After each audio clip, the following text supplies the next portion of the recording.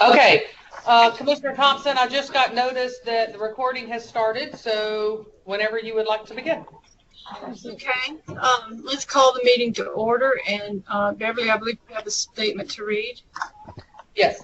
A news release announcing the date, time, and place of the September 14th, 2017 Legislative Committee meeting was mailed September 12th, 2017 to appropriate media and other groups or individuals who have requested notification.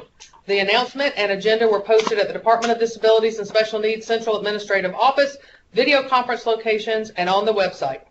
Americans with Disabilities Act. The public has been notified that accommodations such as interpreters, mobility assistance, and other assistance will be provided to individuals with disabilities and special needs if requested in advance.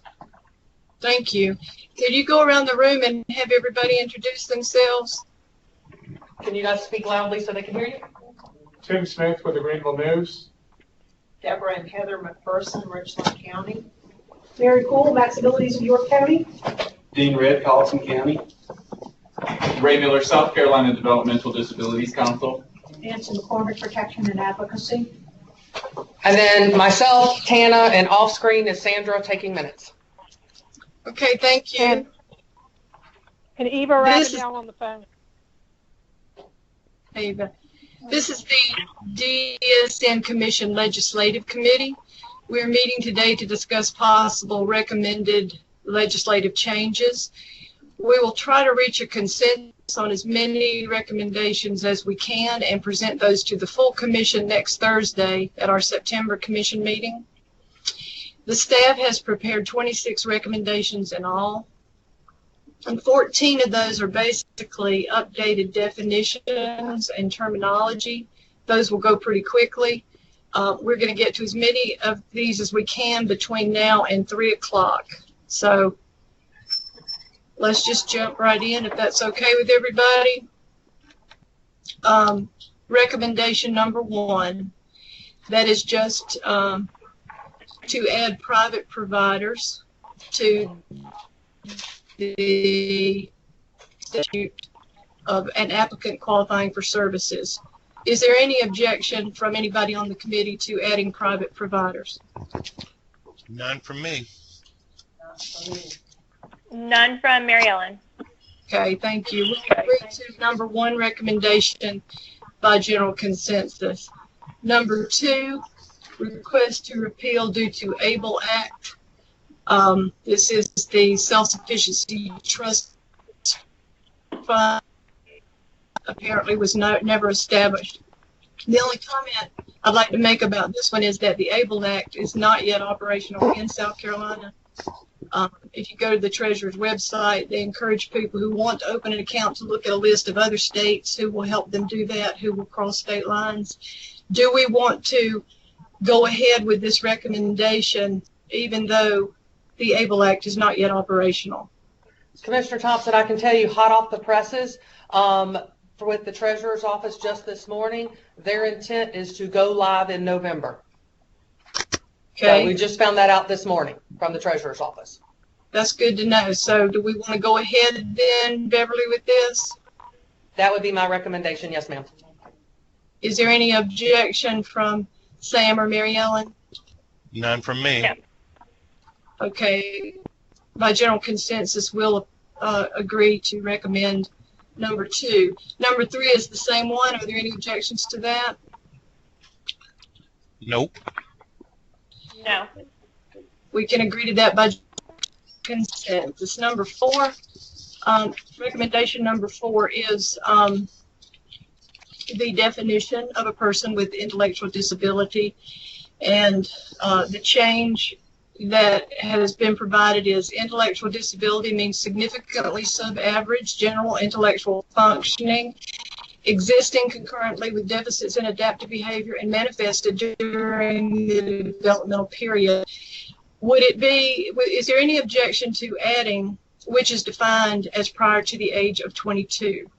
Because in the ICFRD waiver, it states that the level of criteria was revised to clarify the developmental period for intellectual disabilities is prior to age 22. Is there any objection to adding that? No. Staff don't have objection, but just want to make sure everybody understands that the language used here is consistent with all the references elsewhere in a whole bunch of different statutes to our definition. So if we add it here, it is causing ripple effects elsewhere. So you don't have any objections? Subject matter, no. Just understand that it will then be inconsistent with where it's referred to in the law elsewhere. But it'll be in compliance with the waiver. Correct. Is that right? Is the wording during the developmental period widely understood to mean through the age of 21? Yes, based on recent communications as it relates to medical diagnosis and those type things. That was the change that happened 4 or 5 years ago In case law. in case law that considered the developmental period up to the age of 22. So that's now considered standard. Maybe we need to just leave well enough alone if it's going to ripple through other laws. And if it's, like you said, understood that it's up to the age of 22. I can go either way. There are several things in here that we need to get into compliance waiver on,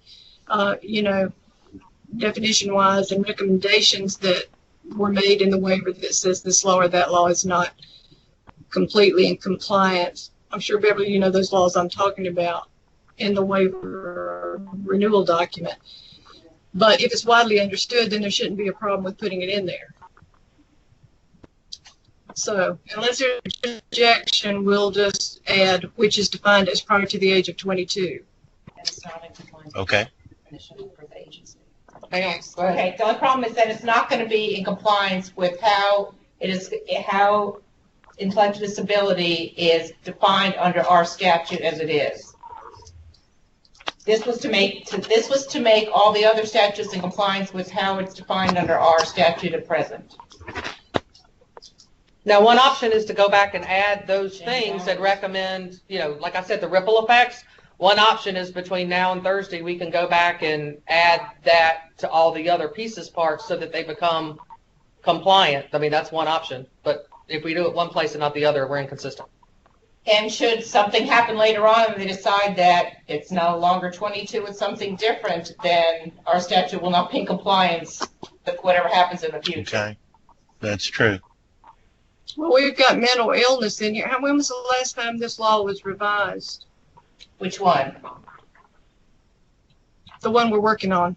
Oh, I don't know. This is the one where they're talking about when having people determine whether or not they have competency to stand trial. And there was a whole different, as you can see, the definition here was one that we just couldn't work with anymore.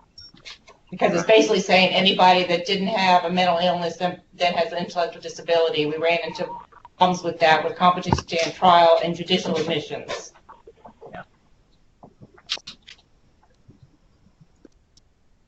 Okay, well, I don't really see why we can't define that in a widely accepted way.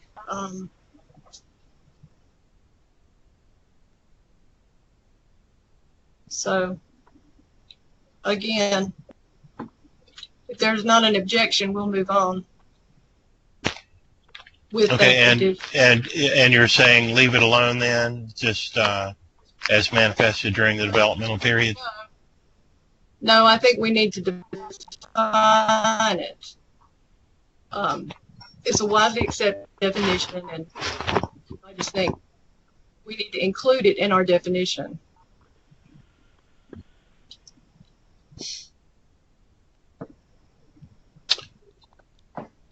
I'm undecided, since it is widely accepted that developmental period empirically or objectively or operationally means through the age of 22, then, or through the age, up to the age of 22, then we're being redundant, and we're also deviating from the wording in other laws. So we're not deviating in the wording in other laws that we're not recommending. I mean, It's not, is it anywhere in there now? Yes, multiple places, a whole bunch of. I mean, in our recommendations, or is it in the law that they're covered through age 21? In multiple other places in statute or regulation, the verbiage that is underlined on number 4 is the verbiage that is used. So if we add, which is defined as up to the age of 22, we are making it inconsistent with how it's defined in multiple places currently. Okay. Right now, number 4 is inconsistent, and we're trying to make it consistent. Okay, I don't want to get bogged down in this one because we've got some that are really going to bog us down in a minute. So with this one, I'd like to come back to this one at our next meeting and give us some examples of how it's not. I need to know what the ripple effect is. I don't understand. I don't understand why we can't do this. So let's just table this one for now and move on and maybe get some clarification on it. Okay. Okay. Number 5 is just an updated definition. Intellectual disability. Is there any objection to that updated definition? Nope. Mary Ellen? I mean, would we then, if we're tabling number 4, wouldn't we have to add that to number 5? We would, yeah. If we table number 4, we'll have to come back and add that ripple effect, I assume is what Beverly's talking about. Yes, ma'am. So, okay, we can table that one too, to know whether or not we need to put that age in there. Number 6. Number 6 is criminal record check requirements for direct caregivers. And the suggestion is that it's a person may be employed pending the receipt of the criminal record check so long as they are not in contact with a vulnerable adult person. With a vulnerable person, receipt of the criminal record report. Okay. My concern, I'll just speak on this one for a second. My concern on this one is how will you ensure that the employees are not in contact until that check is performed? What method do you have in place? What monitorship are you going to provide and oversight to ensure that a person who has not had a criminal record check is not in contact with the consumer?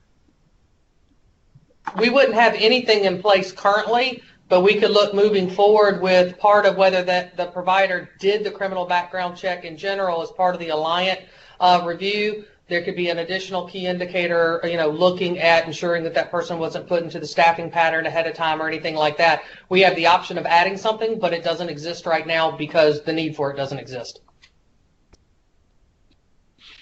Well, the need for it exists before you put this in place, though, wouldn't you agree? You can't put this in place without having that in place. I agree. They would have to happen simultaneously. Yes, ma'am. Do you have providers who are using temporary agencies like Manpower and all that? Some of the regional centers use them. I'm not sure about the greater provider network. I think it would be the exception as opposed to the rule. I know at least 2 that do. So, it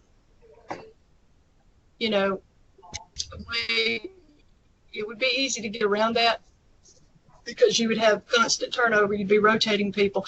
I'm not in agreement with this recommendation. I think it's unnecessarily taking a chance that we just don't need to take. We'd be increasing our risk, and I'm not in favor of it. Mary Ellen, do you have any thoughts on this one? Is this the change that we're trying to make? Is it because there's too much time trying to get that criminal record at the point of employment, and so this is why we need? I don't really understand why. Yes, what we heard from providers was, as you all know that we're kind of in a staffing crisis statewide, and it's very difficult for recruitment. And what we heard pretty consistently from a lot of providers was that delay cost them the ability to hire people, that people will already go to a job that they can start immediately, and sometimes that turnaround time takes a while. So this came at the request of the provider network in general, thinking that this was a way to still protect people because they wouldn't have contact until the criminal background was received, but they could go ahead and start new employee orientation and those types of things. We also had a conversation with the provider network about, okay, well, if you spend 2 weeks training somebody and the check comes back negative, then you've just wasted 2 weeks. And pretty uniformly, providers were like, okay, we're okay with that. We're having so much of a problem. That's a risk we're willing to take. So that came from the provider network. Well, some providers, but others are aware of the concern and have agreed that it's an unnecessary risk. Let me just say, Mary Ellen, there is another way to do that as a provider, and it works, and that is that you hire substitutes as permanent employee. In other words, you hire before you have a vacancy, and you let them substitute, and you have an opportunity there to get them in, and then you rotate them around. It's so much better than overtime. But there are other things that you can put in place to eliminate that wait time than putting people in there without criminal record checks. Now, I don't know with other vulnerable programs, like with mental health or with DSS, do they allow people to come in and without criminal background checks and start work? Do we know? Like mental health or I don't know. I can give you one example. The Center for the Child, the Richardson Center for the Child at Francis Marion, has a system whereby everybody wears an ID, and the people who have had the criminal background check, their ID is contained in a red pocket, and those who've not had criminal background checks wear IDs that are contained in a blue pocket. And basically, if you have a blue pocket around your ID, you're not allowed to be alone with any of the children in the center. Somebody with a red ID needs to be with you, and they have a very good reason for doing that, and that is they have a large student population coming in and out that works with the children or works under supervision. And so to identify them, they all get blue pockets unless they can demonstrate that they've had a criminal background check. And the center uses DSS for their checks. I don't know who DDSN uses. I should, I suppose, but at any rate, that's their solution to it, since they have a large number of people coming and going and working in the classrooms or working with the children. I just worry there's a lot on campus. You're going like in a day program or wherever you're going to do this training. You're going to have lunch breaks. You're going to have opportunities, and I think you really ought to know before they come to work there that they don't have a criminal record. That's kind of a basic.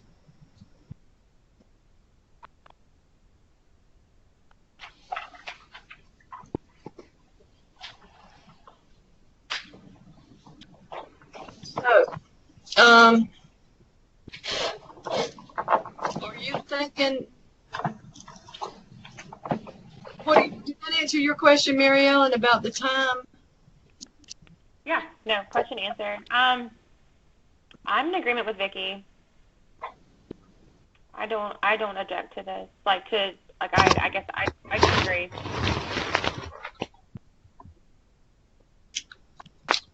Okay, well, in that case, the recommendation would be not to pass that one. Okay, I can go with that. Okay. Number 7 is recommendation to remove requirement Notice to be given for a home for persons with disabilities as it violates the federal fair housing law. And that seems, I don't have any objection.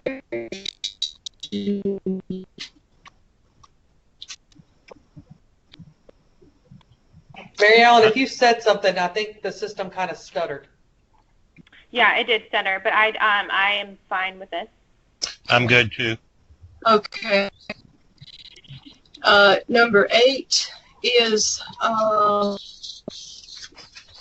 another painful one. It is about the priority list of persons who can make healthcare decisions. And it's caused a big firestorm over the past several months. So we need to get this one right and make our recommendation solid. So the number 3 priority in this law says a person given priority to make healthcare decisions for the patient by another statutory provision. And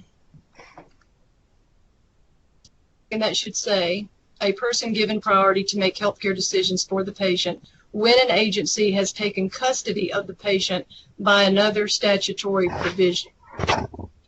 That would eliminate some of the confusion that has happened this year, I think. This statute has always meant in the past DSS, not DSN. So we really can't justify giving a priority over unless there's been some kind of a court proceeding. So unless there is a proceeding in the probate court for an involuntary admission, DDSN clients are not really in the custody of DDSN. Like somebody from... We're not a custodial agency. Right. Only DSS is. Right. So, okay. So we would not, it's like if you got food stamps, that doesn't put you in the custody of DSS. You know, we provide services. So, but being in the custody of an agency is different. So if we reworded this to say a person given priority to make healthcare decisions for the patient when an agency has taken custody of the patient by another statutory provision.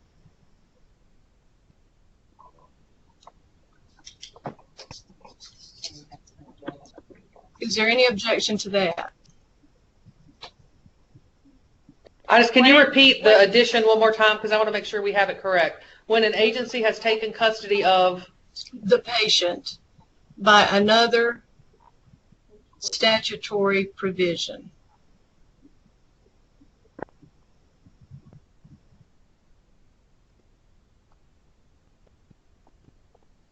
Okay. Does Tana have a problem with that? I'm just not sure how it's going to affect other agencies. It might affect mental health. Yeah, it might affect mental health and some other agencies, because again, the only custodial agency that I'm aware of in the state is DSS.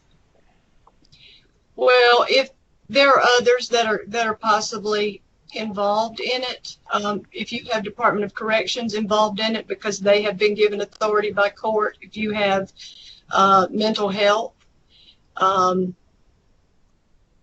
DSS. But regardless, we've got to clarify who can take custody. And, you know, we need to make sure that that person or that body is given the authority, is given the priority when the agency has taken custody. So the way it's written right now, you know, it is contributed to the chaos that has resulted. So it just needs to be a little clearer in my mind.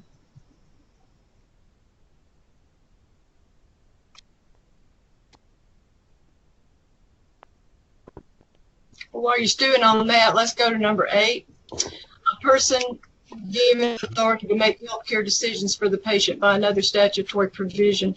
Now, the commission, when we voted to put that back in at number 8, ourselves, that back in being put ourselves back in, we were not looking at the new law, which in fact had 10 items in it. I don't think it was the intent of the commission to put us in ahead of a grandparent or ahead of an adult relative by blood or marriage. So really we should be at 11 and not 8. Yeah, I think it was the intent of the commission that we be last, whatever number that is, and the digits seem to be moving targets. You're right, Sam. It may not be I'd have to recount if we. I don't know what number it would be.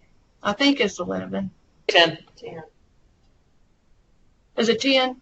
Because we're taking out 8. Yeah. Okay.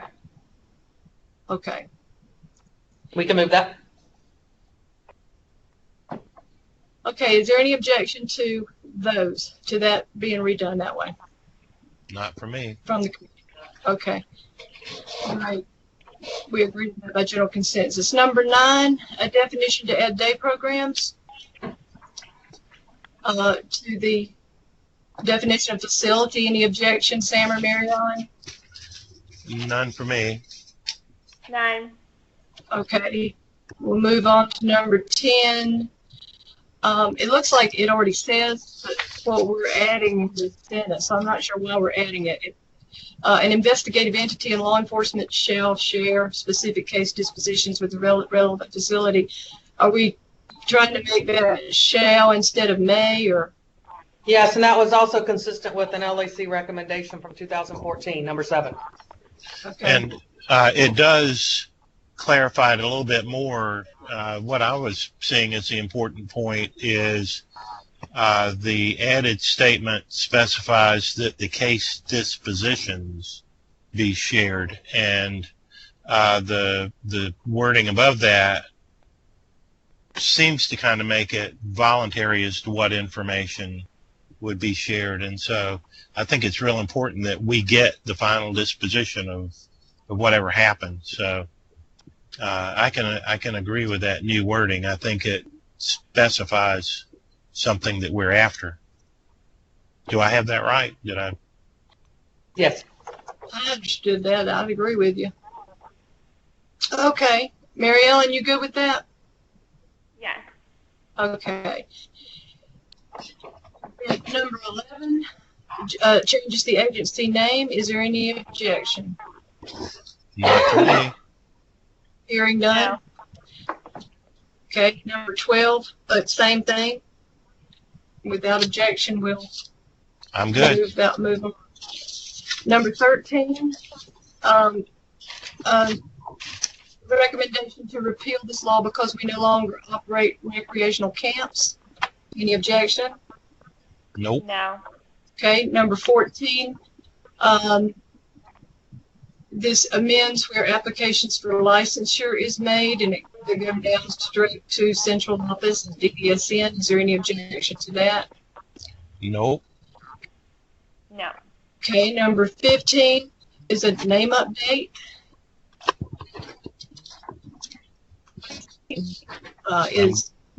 I'm good. Name y'all. Okay. Number 17, same, repeal due to we won't run residential camps. And number 18, more updated definitions. Commissioner Thompson, you skipped 16.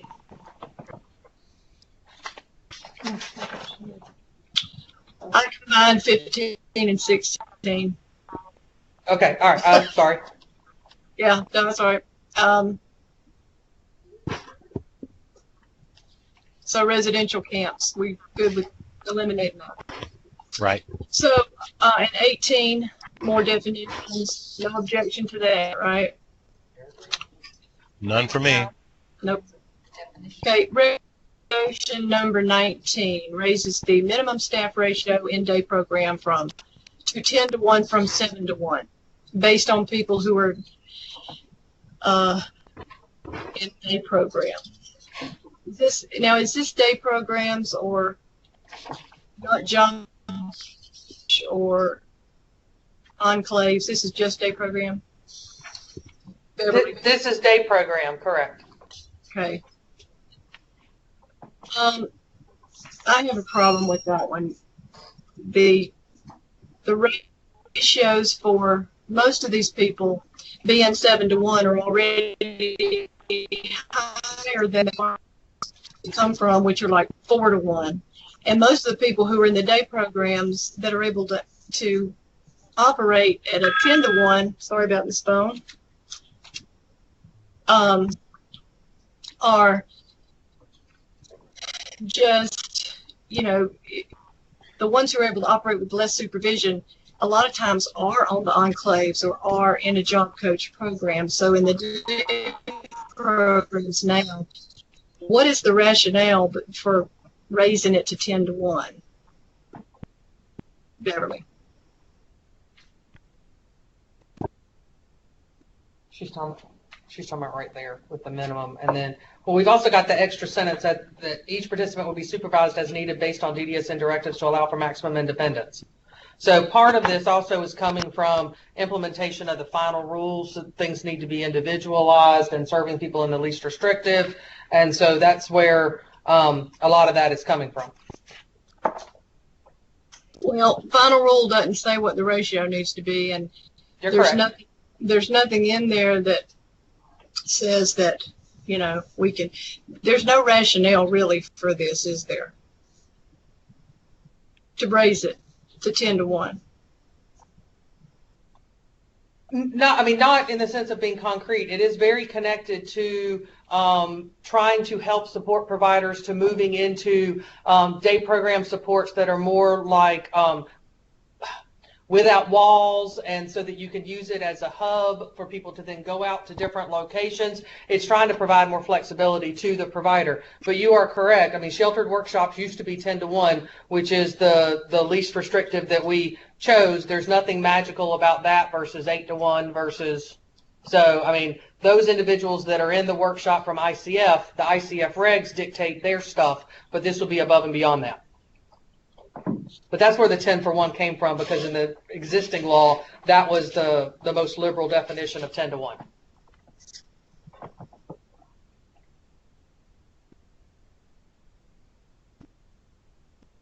All right. Well, can you tell us the difference between a work activity center and a sheltered workshop? Well, the sheltered workshop has a specific certificate from the Department of Labor and everything that means. But if you walked into one and saw a sheltered workshop as opposed to a work activity center, there would not be a marked difference walking in between the two. Sam, were you going to say something?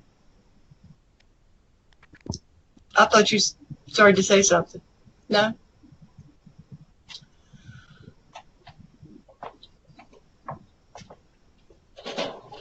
I really would like to keep that at 7-to-1. What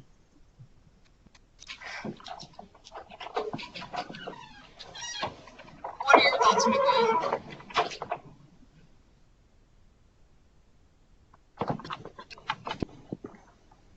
Mary Ellen? Oh, sorry. There's just a lot of noise going on. No, I don't know what that is either. Oh, we don't hear anything on this end. Not me. I don't know. I know. I mean, it's like, why are we doing this? We don't know. So, can we agree just to leave it at 7-to-1? I'm fine with that. Works for me too. Okay. Moving on to number 20. Mr. Thompson, I'd like to go back for a moment. On number, make sure I got the right one. On number, which one was it, had the definition? Oh, number 16, just like you tabled 2 previously, number 16 has the definition of intellectual disability in that.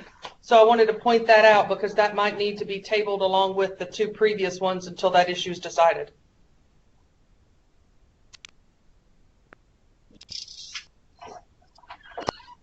Okay. I don't see that in there, so we're going to move on, and I'll come back and look at that later. Number 19. raises the, okay, wait a minute, no, I'm lost. Okay, number 20.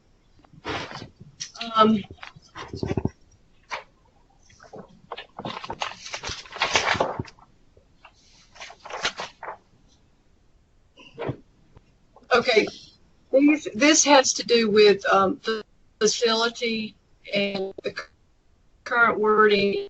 Each size each facility shall provide a minimum of 50 square feet of program space per participant present in the center. And the change recommended, and then it talks about hazards, and the change is age appropriate and safe for both participants and staff. And the use of tools and equipment shall be supervised by staff as needed, but it takes out things like indoor and outdoor equipment and materials shall be provided in sufficient quantity and variety. The equipment will be age appropriate, without sharp edges, not be covered with toxic paint. Is there some reason we don't want to spell those things out? Mainly because, again, moving towards more person-centered, that it be safe and appropriate. And the thought was that as things evolve, that those were really, really specific examples, but they were not all-inclusive examples. So the overall verbiage that be safe and meet the developmental needs would encompass a greater amount of things versus just those limited examples. Okay, at the top it says, a size each facility shall provide a minimum of 50 square feet of program space per participant, and then the new additional wording that you put in here is participant present in the center. Right, and the reason that was added is, again, in compliance with the final rule, our providers are trying to think outside of the box and use our brick and mortar day programs differently. So you may, for example, have 200 people that are served out of that site, but at any given time, either because they're doing 2 shifts or because they're just getting there long enough to get on the van to go to the lawn crew, we wanted to make sure that it was clear that it was people who were present, not just who are being served at that brick and mortar location, because it gives the providers more flexibility to have multiple shifts or use it as a hub to go elsewhere or serve multiple people part-time. And so the way it was written now, one could advocate that it was only those people assigned to that licensed facility. So this clarifies it that it's those present at any given time, still maintaining health, safety, and welfare. Okay, but if with for-profit providers currently, and my problem with this is that you can't predict who's going to be present in the center and who's not. You know, you need to have space there as if every day you had full capacity, because that could very well happen. So I would like to strike that new wording out of there.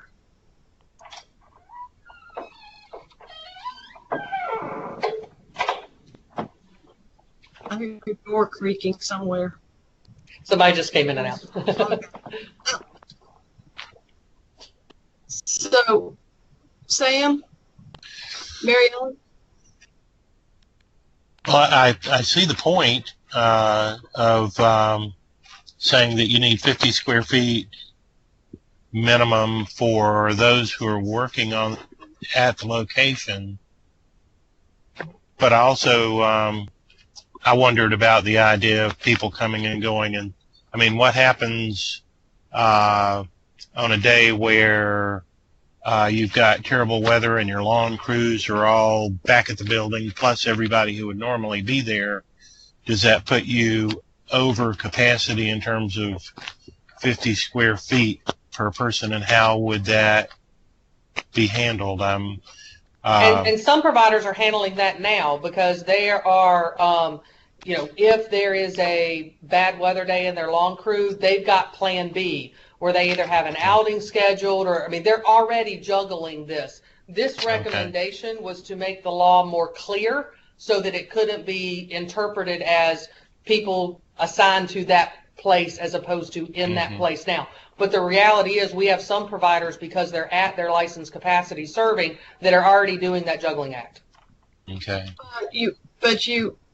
I understand that, but you also have the need to make sure that you have adequate square footage, and I can see a potential problem for abuse in that.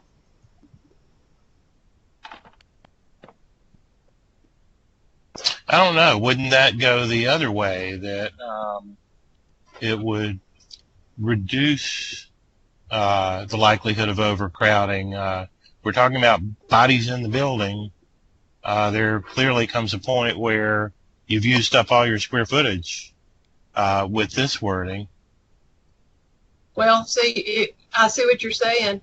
If I'm a provider and I have limited space, and I'm going to say that I have 80% attendance, and then I'm going to plan a facility that only accommodates 80% of the people, and then I have 100% show up, that's going to be hard for us to monitor, and it's going to be hard for us to ensure that it's not happening. There's just a risk there that I think we have not addressed. There's a potential for overcrowding the way this is now. So, I mean, if you want to come back and close that loop and figure out how that can't happen, that would be a different thing.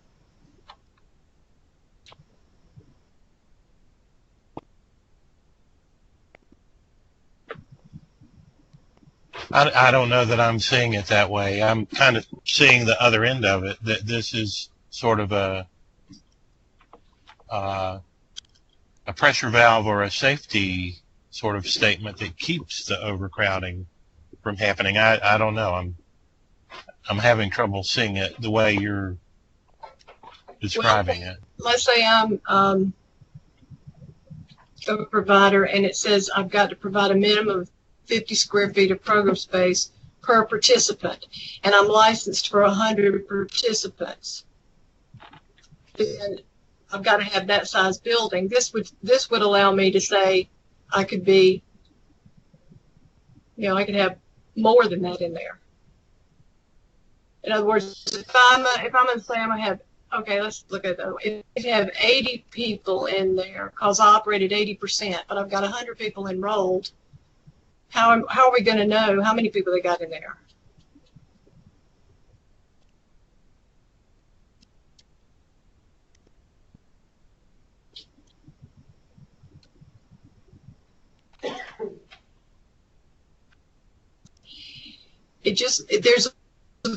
It looks like to me there's a possibility that you could, if you base it on how many are present in the center, you can't predict how many are going to be present. You have to base it on how many you're licensed for. I just want to make sure, some providers are doing this already. They are already doing the, okay, well, we're going to open on 2 different shifts, not that many, but a handful, or they're, okay, well, I've got the alarm crew showing up at 7:30, so they'll be out of the building before the vans start to arrive at, 9:30, those types of things. So providers, even the way the law is written now, they are already doing that based on the number of humans in the building. What this does is clarify that it's based on the humans in the building as opposed to people assigned to that work location. So I just want to make sure everybody understands it's already happening now. This recommendation was just to make sure that the law was clear. If that's removed, they're already functioning that way. Is there some alternative wording that would help it be clearer? Like, the fire marshal has maximum capacity for rooms and buildings and things like that. You see the signs around where it says no more than X number of people can be here at any given time. That makes it pretty clear. Is there, rather than present in the center, could we use some words about when the building's at maximum capacity, or I don't know. I see the point, and I understand wanting to be clear about it. And is there a way to be clearer, I guess? Well, I mean, just like you use the, at any given time, I mean, I don't know if that makes it clearer or not, but Or do our buildings have some sort of maximum capacity statement that revolves around this requirement?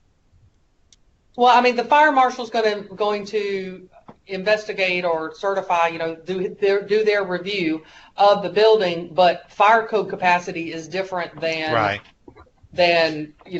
Capacity for programming. So Right. you could look at that language and possibly propose some similar language, but the number that you're looking at would be different.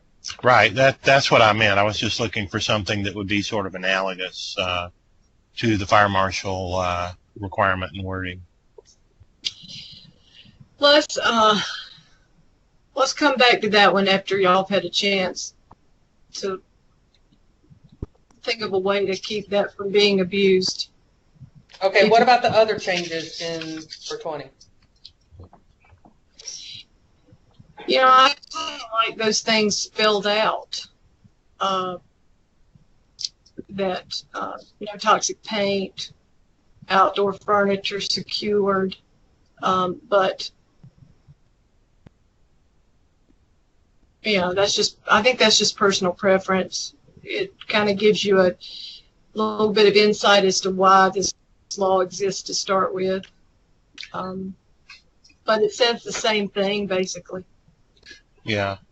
I don't want to belabor the point either, but a thought that I had as I was reading through many of these is these are laws, and laws are frequently written with efficient sort of language that is then spelled out in a separate document, which is a regulation. So that's like with federal laws, that's why they spend so much time writing the regulations after Congress passes a law. And my thinking was, we really wouldn't want to get bogged down in a lot of specifics inside the law, but so long as everybody understood what the law meant, then things like sturdy, no sharp edges, et cetera, no toxic paint could get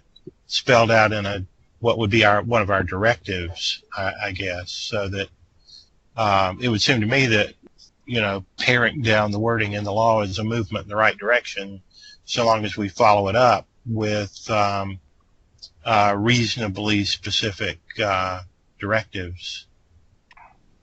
That's just my thought. Mm-hmm. Sounds good to me. Mary Ellen? Yeah, I mean, so this is not the regulation, this is the law. Correct. That's my understanding anyway. We're talking about... Is it spelled out somewhere else? Well, it does say Regulation 88-415, so I don't know. That's a good question, Mary Ellen, because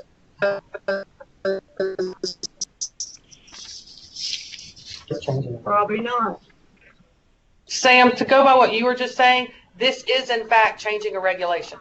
Okay. It is the subject matter that we're talking about is changing Regulation 88-415. Okay, got it. Your whole law versus recommendation versus regulation, this is a regulation. My bad. Okay. No, but Ellen raised a good point that anything in place to back that up, that is more specific, knowing of anything until we get other thing in place that we need.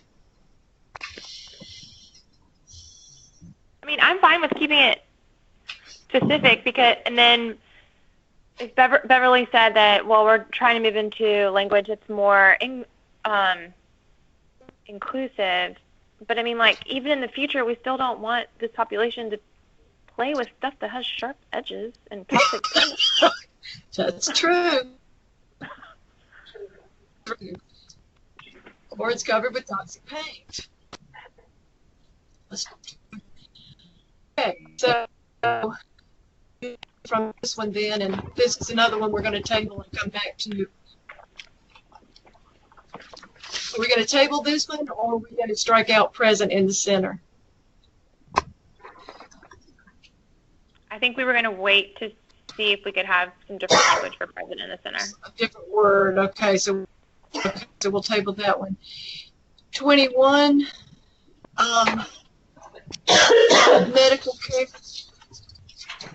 So this is striking out that the participant will be examined by a licensed physician within 12 months prior to admission or 30 days after admission.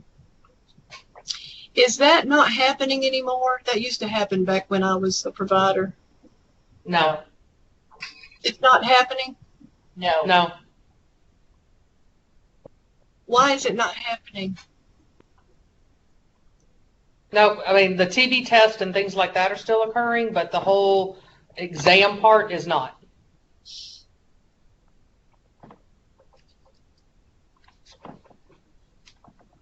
Why is it not? Just Well, I think they were basically saying because, you can't really force anybody to take an exam anymore, to go to the doctor. And again, we're trying to have people more inclusive and be treated the same way you and I are. And so, I'm not forced to have a medical exam to go to my job every year. And so it's trying to be more person-centered and more friendly to the folks we're serving. well, if you were starting a new job, you might have to be going to the doctor, because it's not uncommon for somebody to get a physical before they go to a new job. But I just wonder where that got dropped in, because clearly it's the law and clearly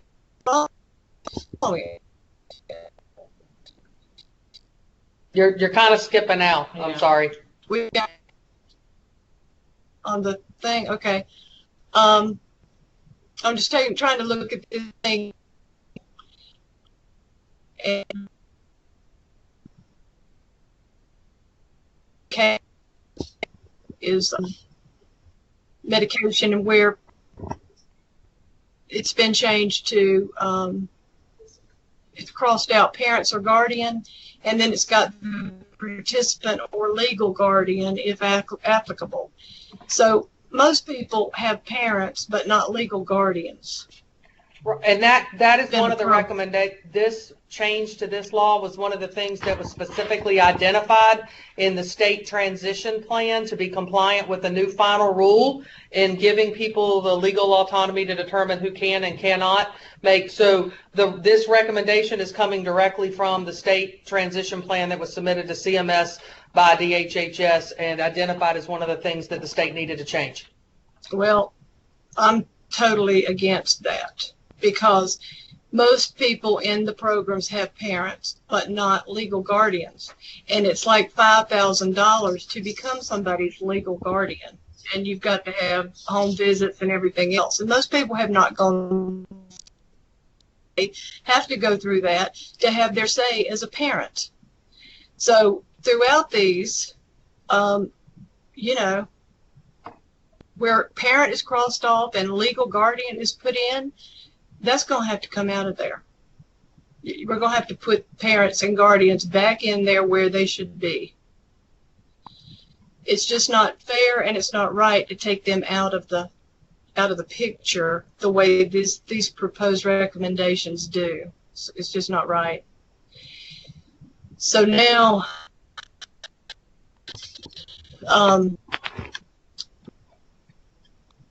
going back in emergency medical care, the same problem I have with it. Same reason.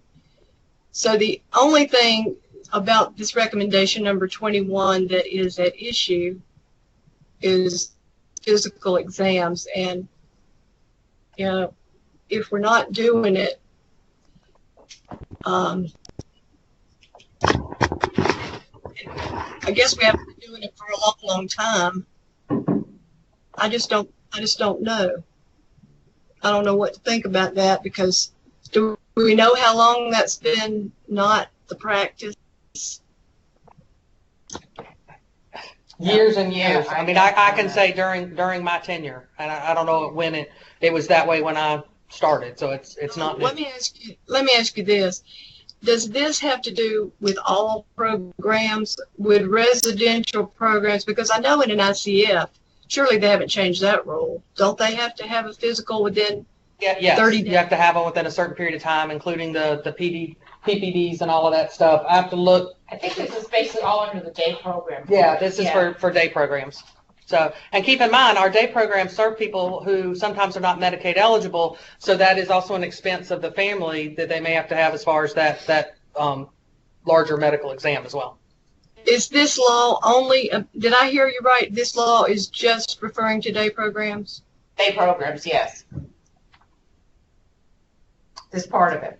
Medical care in day programs. Mm-hmm.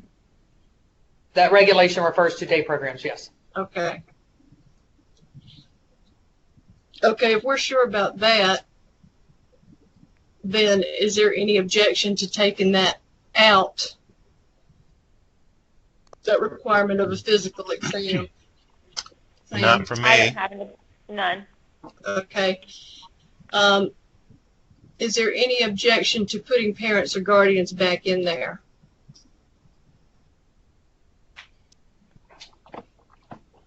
I will say that as far as DHHS, we told them that this was getting presented to the commission, but because that is part of the state transition plan and they indicated that it needed to be changed, that it is possible that the request for change may come from elsewhere. Just wanted y'all to know that.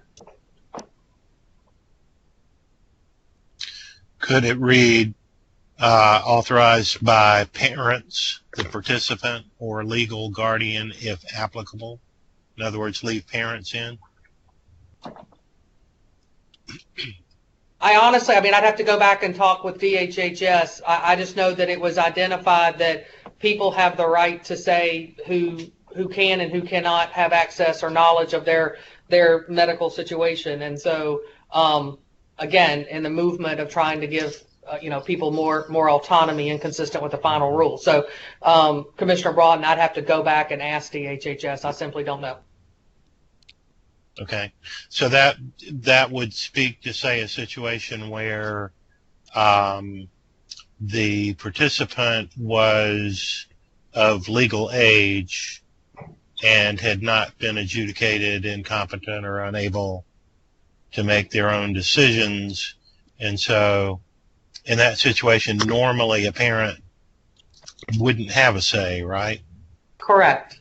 Okay. I mean, that would be like in my case if my parents started dictating what I needed, and I'm a perfectly competent adult, so they can't do that, right? Correct. Okay. I see the quandary. And I understand that a lot of our folks, their ability to make legal decision making may be questionable, but from a point of the law, unless they have been adjudicated, they legally have that right. And it is the exception as opposed to the rule, but we do have some self-advocates who disagree with their parents and will be very vocal, this is me, this is my decision, and this is what I want. And I understand that my mom may not agree with me. And so, with the individuals that we serve, granted, that is the exception as opposed to the rule, but it does happen. I think it is a mistake for us to try to force everybody into being adjudicated incompetent. To me, that violates their rights. In order for a parent to have say, they've got to be adjudicated incompetent, and the parents have to become their legal guardians. And I think that's much more restrictive than this. So when it comes to emergency medical care and routine medical care and all these other issues, I think the parents would be outraged, and I think they'd have every right to be, if they were just struck from this law in this manner. I would not make this recommendation to legislators, and I don't think if we did, they would pass it. So anyway, I really feel strongly that we have got to not strike out parents and guardians. We don't need to strike these parents out of these people's lives like this. We're doing it all the way through in a lot of recommendations. We just don't do it. Eva, are you still on here? Because I was going to say, I mean, she has a brother, and that would be what that is. If her brother has not been adjudicated, you know, then she's not going to have a say in these things. So, Mary Ellen and Sam, are y'all in? Would you have Vicki, objections? I'm right here. I'm sorry, I had to find the mute button. Oh. I agree with Vicki. I agree with Vicki. I think exactly what she says. We cannot get rid of the parents and the family. Thank you. Are parents completely different from a legal guardian? From a legal Yes, point of they view, are. yes. Yes, completely. Do these people make decisions for their legal guardians to be their parents? If they're underage, yes. The court did.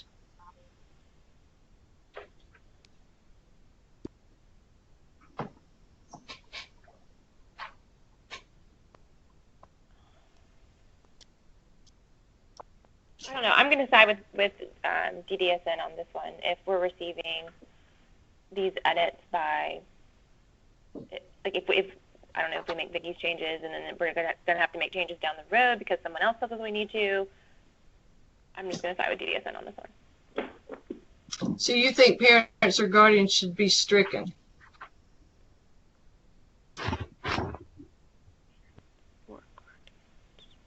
Mary Ellen? I'm thinking. Thank you.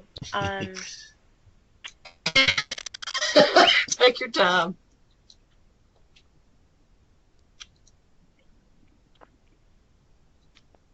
Okay, one more time, Beverly. Why did the authorities at B say that we needed to do this? As part of the state transition plan for coming into compliance with the new final rule that gives people a lot more autonomy in their decision making, this is one of the items that was identified as needing to be changed so that it was the individual having to make the decision unless they had been deemed legally incompetent to do so. Now, Commissioner Thompson is correct. In a lot of other states, they rely much more heavily on legal guardianship than we do in South Carolina. And so this is taking purely the stance of, can you speak for someone else or not? But in reality, we have parents that are very, very involved, though they may not have sought legal guardianship. And so this came from or was identified as part of the state transition plan as something that needed to be changed in order to be compliant with the final rule so that people had autonomy to determine who knew what about them. I think there have And been then a lot Sam, of didn't you just mention why couldn't we just add parents to it? That's what I Sam said said, sometime back. Yeah. Sometime back. That seems like that would make maybe everyone happy. And again, I can go back and have a conversation with DHHS because they were the lead in the state transition plan. And it may be something like, language with, a parent unless the participant objects or something. I mean, there may be a middle ground that we can strike, but I'd have to go back and have conversations with DHHS. So this may be one of those things we want to table to the next meeting, and I can see if I can get some guidance from DHHS with regards to that in the meantime. Beverly? Okay. I'm milking this cow. Just take a break. I think on this one that we don't need you to go back to HHS because this is our recommendation of the law. And I don't think that we want to have the parents in an uproar over this because it's unnecessary to upset everybody over this.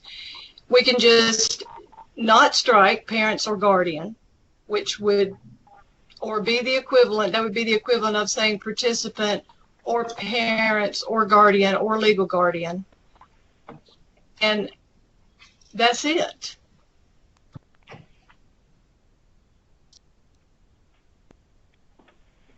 I think some people are twisting the final rule for other reasons other than client choice, just like that whole we couldn't move intake back to the counties because it was against final rule. It was not. And some of these other things, we just need to do the right thing. Okay, so for the purposes of working this up, you want me to go back and add language that says participant the parent, or legal guardian. You may go and change those points to have all three of those. Parents Am I or understanding guardian or correctly? legal guardian and participant. Can you say that one more time? It kind of skipped out. Participants or parents or guardians or legal guardians. Is that Okay. not what y'all are saying, Sam and Mary Ellen? That sounds fine. Because it's not necessarily a guardian. It's not necessarily a parent. Sometimes it's a guardian. Sometimes it's Eva with her brother. That's a guardian, but not a legal guardian.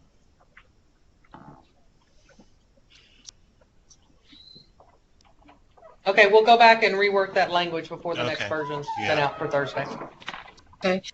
Number Is the 22. committee okay with the by staff, supporting, supervising, taking, some of the other stuff? I am.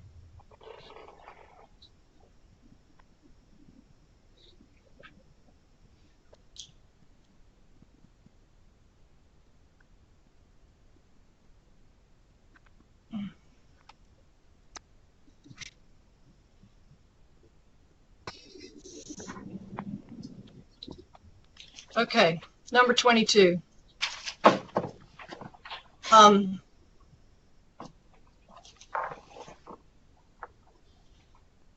All these recommendations, this is not, Sam, this is your area, isn't it?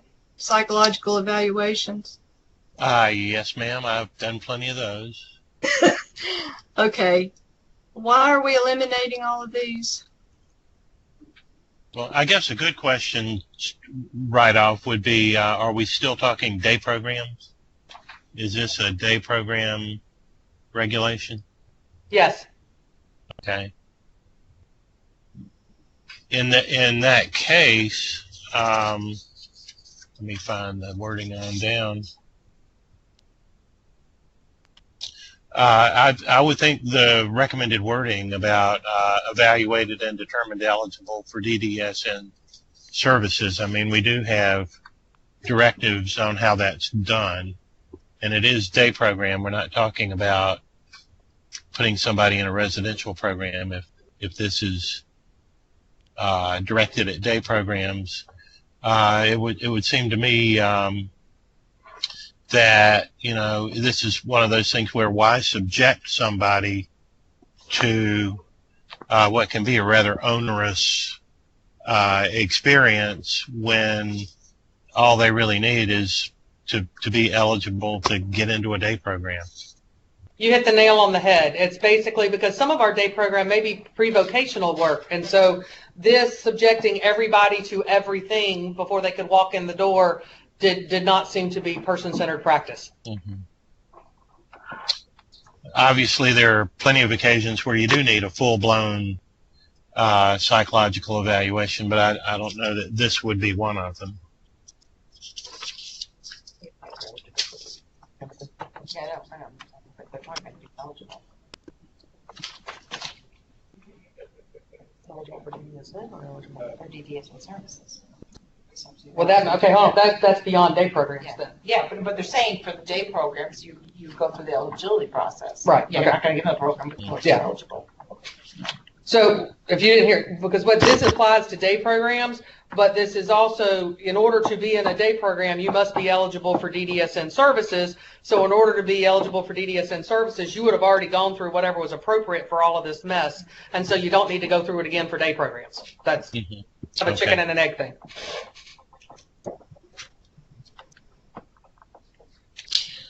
Okay, so what are you suggesting, Sam?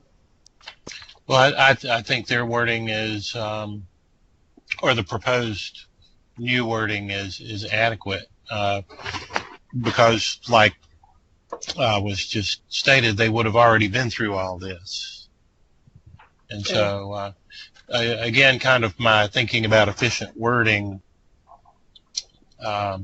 this is a lot of words that don't need to be there. Okay. Mary Ellen? I concur with Sam.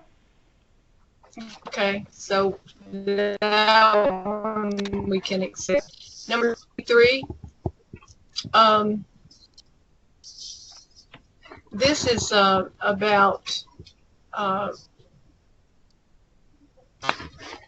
plans, individual support plans.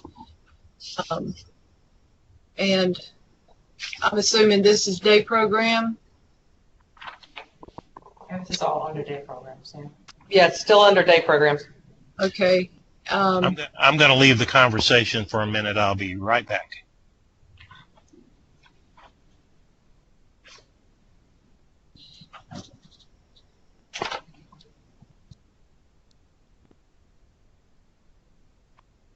A lot of the recommended changes are to use more person-centered, positive language, consistent with, other federal expectations. Let's take a 5-minute break. I don't want to without one of the committee members, so let's just take 5. Yes. Okay. Let's start again then on recommendation number 23. Mary Ellen, are you there? Yep, I'm here. Okay, thank you. Down at number 3, it has stricken. The plan will contain documented evidence of parent-guardian involvement in the meeting. Has been stricken, and replacement sentence is the plan will document the participants and the legal guardian's involvement in the meeting. So I'm going to propose that it say that the plan documents the participation of the individual's entire team, which an individual's team does include the parents, right? If the individual wishes it to. Okay. But I'm not in agreement with that legal guardian part. So what if we just said the plan documents the participation of the individual's entire team? Would that cover us? Can we use the same language, the individual support team that's defined number, I believe number A, back on 11? Can you read that definition to me? Because okay, each participant will have a plan developed and approved by the individual support team. It's on the bottom of page 11. And did it say what the definition was? No, I gotta find where because we did put the definition of the team in. Let's see, that may have been back somewhere else. I may have to take a minute to go back and find it, but we did change some definitions.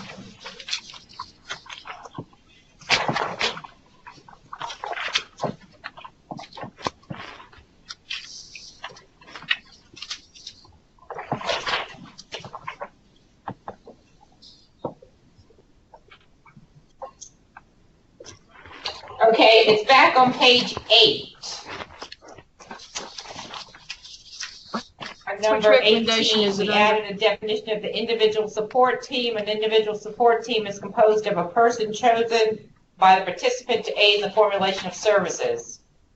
It should be actually composed of persons chosen.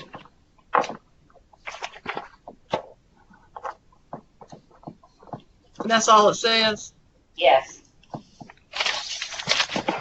But that obviously would include parents if they were involved. Okay, so can we say then, what I'd like to say is the plan documents the participation of the individuals. You want to say support team instead of entire team. Well, and support team is then it relates back to that definition. Okay, that's good.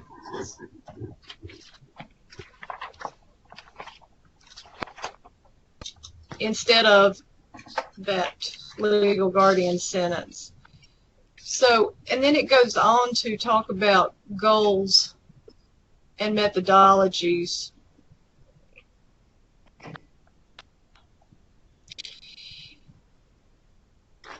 Do goals need to be changed without the team? Well, it would be the team that would be changing that goal. Anytime that you Well, change to the according to individual support team, this, it involves the team. no, it says, number 6, when the participant is observed to be making no progress in reaching a goal, after 3 months of working on the same goal, the methodology will be reviewed and evaluated, and by the team is crossed out, and the new wording is with the participant, and a new goal will be set, the methodology changed, or the recommendation may be made to continue the goal. So, do we want some undefined, undetermined person to change a goal? Here's what I'm thinking it should say. When the participant is observed to be making no progress in reaching a goal after 3 months of working on the same goal, the methodology and objective will be reviewed and reevaluated with the participant, and a new objective will be set, the methodology changed, or the recommendation may be made to the team to change the goal. So you want the methodology and objective? Where that needs to be? I think that that staff or whoever can change a methodology and objective. A goal is a more broad thing that is set by the team, so I think it should be changed by the team. Where this 6 months came in, you've got on here, if no progress has been made, it did say after 1 year the goal or methodology changed, and you changed it to 6 months, a new goal will be written. Mm-hmm. Where did that 6 months come from? Why are we changing it from 1 year to 6 months? Because if there's been no change in anybody for a year, no progress whatsoever, we changed it to be consistent with what is now considered clinical best practice, and not letting that drag on for 12 months without evaluating it and reviewing it. But that's not what you're saying. You're changing it from if no progress has been made after 1 year, you're changing it if no progress has been made after 6 months. Correct. So you're going to give them 6 months. Best practice now is if there's not been any movement in 6 months, you really should reevaluate whether that needs to continue to be a goal. It's no longer considered clinical best practice to let that drag on for 12 months before you consider that. That's what we're reviewing here. Well, if you change the objective and the methodology, but don't change the goal, you wouldn't be letting it drag on. You'd be addressing the lack of progress. Would you not? Trying to make sure I'm understanding. Yeah. You're saying that the goal or methodology can be changed every 3 months if no progress. And the methodology can, and an objective can. A goal is just a broader determination made by a team. So I don't know about changing the goal without the team. Okay, so maybe I'm trying to make sure I'm interpreting correctly. Maybe, after 6 months, the goal refer to a reevaluation as opposed to an automatic statement that a new goal has to be written. Is that what I'm trying to make sure I'm on the same page. Yeah, I think if they're observed to be making no progress after 3 months, the methodology and objective will be reviewed and reevaluated. And a new objective set and the methodology changed, or the recommendations made to the team to change the goal. Okay, I think we can work up that language. Okay. Sam, Mary Ellen, you understand what I'm saying? I think so. Yeah. You good with that? Okay.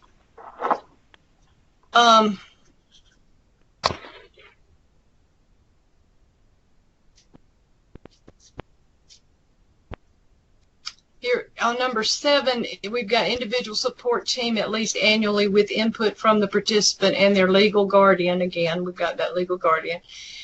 But if what you're saying is that the individual support team would include the parents anyway, so I don't think I have a problem with that as long as we make sure that the team includes the parents. Yeah, just to make sure that we're clear, I think in the vast majority of cases, it would include the parents. But the reason why this language is used is if there is a self-advocate that's ready to, articulates, I don't want my mom involved in this, they have the right to say that. And so the individual support team in the vast majority of cases would have family involved in it because they would be key to that person's life. And that's how those individuals are identified. But it is the individual would have the right. And again, this is very few and far between. I mean, this just doesn't happen very often, but it happens occasionally. And so I just want to make sure in the sense of being open and transparent, that's why the wording is the way that it is.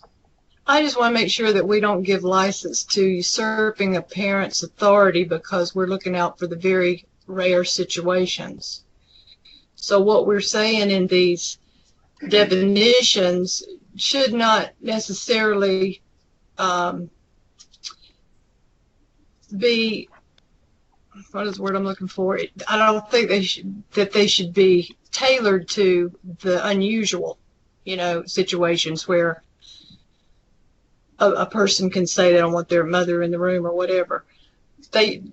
We can't give license to people having these opportunities to, and by that, these people, I mean any kind of provider or agency does not need to be able to act without consulting the parents. I don't want the parents to get the impression that unless they're a legal guardian, they're nobody. So as long as you've got individual support team in there and we have directives or something hopefully in place to make sure we try to include the families and parents when possible. That's the big. Okay. Okay, so number 10 is a little more specific, and you have struck out a team will consist of program, family, and others who work with the client, and not parents, unless they have legal custody. So that's not good. I think we ought to just unstrike that sentence and leave it in there. Okay.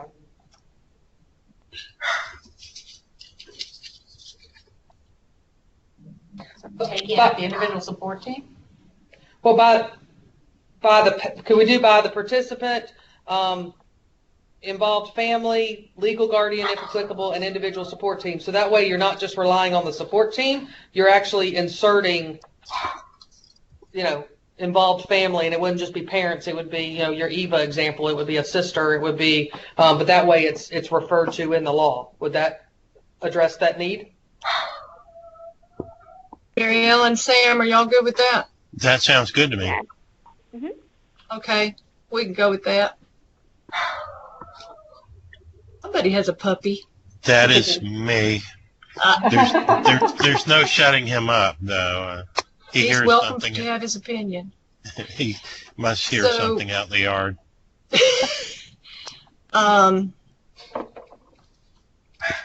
Okay, so we got individual support team down there under number 4 on down that page, so that's good. Okay, anything else on number 23? That was a long one.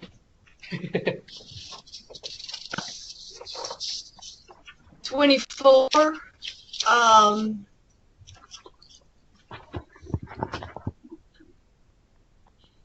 we've got all this confidentiality stricken.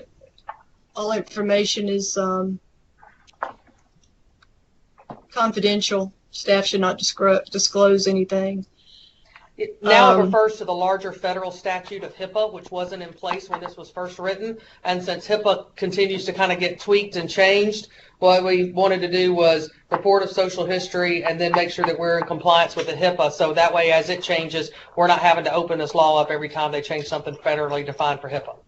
Yeah, I didn't see where you added in and be in compliance with HIPAA. Is it somewhere else? It's if you look right below where everything is struck, it's the very last compliance with HIPAA. Okay.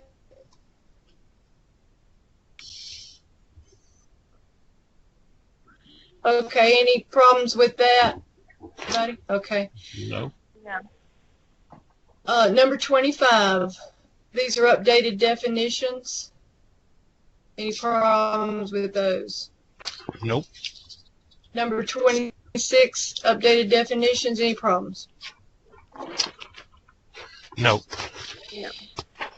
Okay.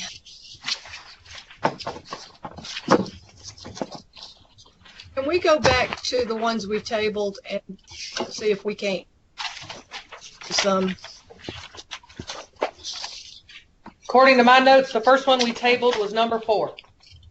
And the issue is whether or not to add in which is defined as prior to the age of 22.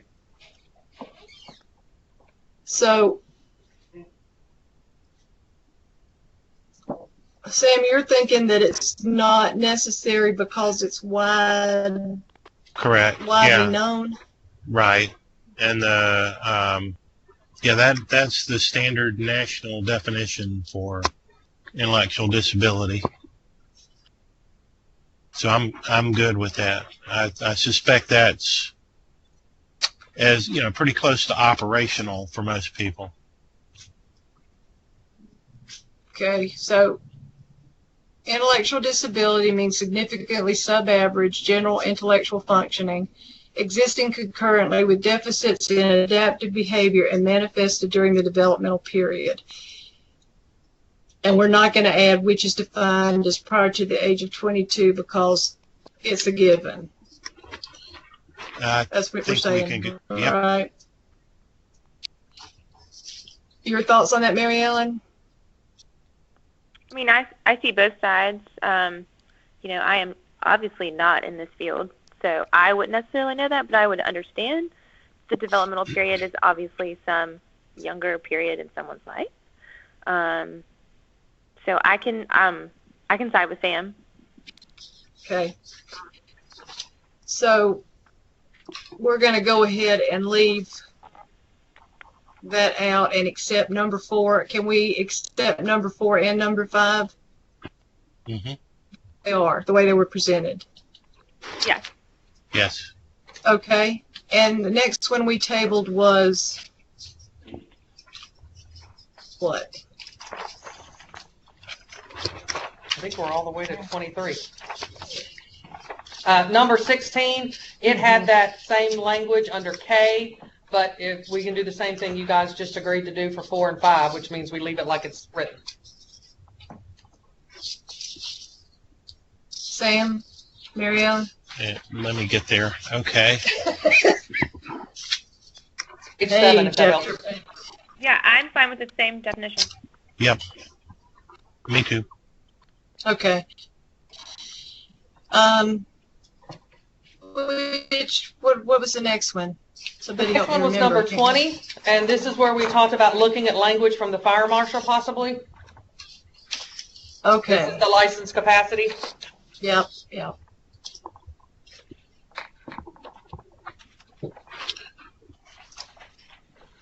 Yeah, I mean, that would just be to me, the way it's worded right there, there's a possibility of a problem. So we'll just keep that one tabled until you can figure out how to. Nothing's coming to me about how to fix it other than. Okay, let me just ask this one question since we're nearing the end anyway. And I don't have the energy to go to the LAC thing. We on the day program, they're licensed for a certain number of people, right? Correct, based on their square footage capacity, and number of bathrooms and all that fun stuff. Okay, so they're already authorized by, they're licensed by DDSN for X number of people. Correct. And do those, are job coach people included in that number? The way it works is it's humans in the building. So if the job coach was doing training in the building, it would apply. If they were going to mock up something, at a library, then it wouldn't apply. It's humans in the building.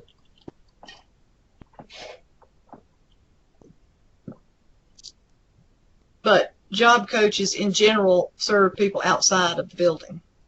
Correct, they do both. Yeah. And of course, enclaves are outside of the building.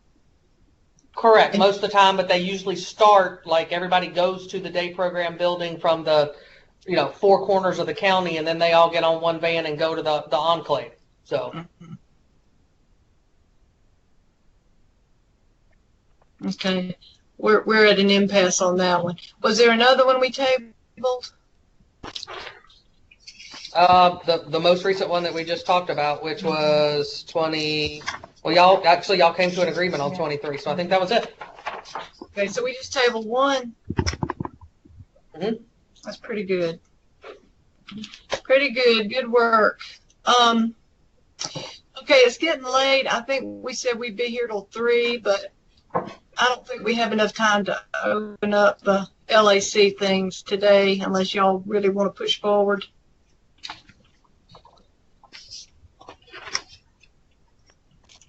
No.